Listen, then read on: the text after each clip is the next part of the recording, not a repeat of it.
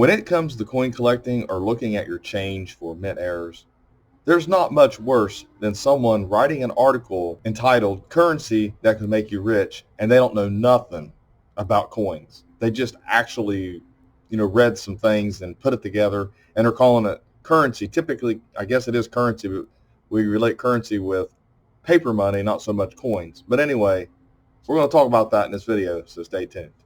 But first, here's my coin shop website, portsmouthcoinshop.com, where you can come over here and buy coins or even just look at coins. If you need help with a coin, go over to Coin Help You Community, post an image front and back of your coin and a question, and we will gladly help you out as a Coin Help You community. So here's the article, okay? These pop up ever so often online. This was shared by a group on Facebook, and they thought it would be interesting. It's obviously clickbait. I mean, these are just so full of ads, it's hard to click through them. But you see it says currency that could make you rich. Well, first off, they show a 1976 dime, just a dime they found in change. So what's people going to think automatically? I have that dime. They're going to say that. I have that dime. And they're already thinking, okay, man, if I've got that and it's saying this. So anyways, it goes on down to show different ads, obviously.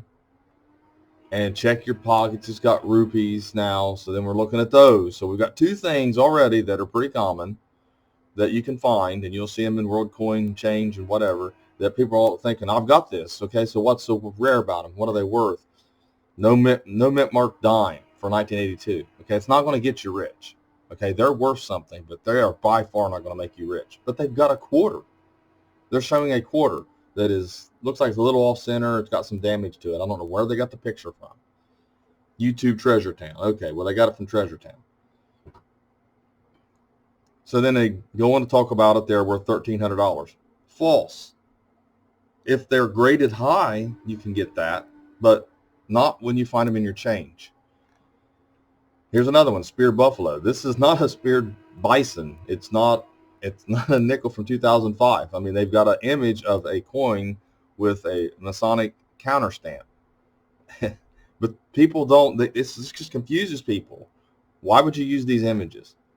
You scroll down, and it's still Mormon coins from 1851 gold. That's not gold. I don't know what they're doing.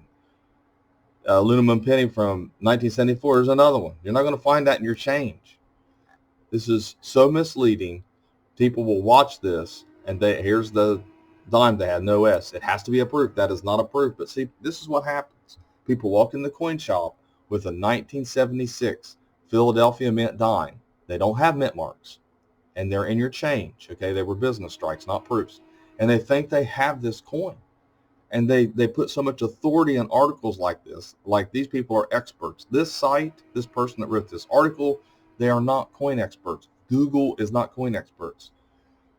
It is kind of frustrating, and you can probably hear the passion in my voice over this, but this has happened so many times.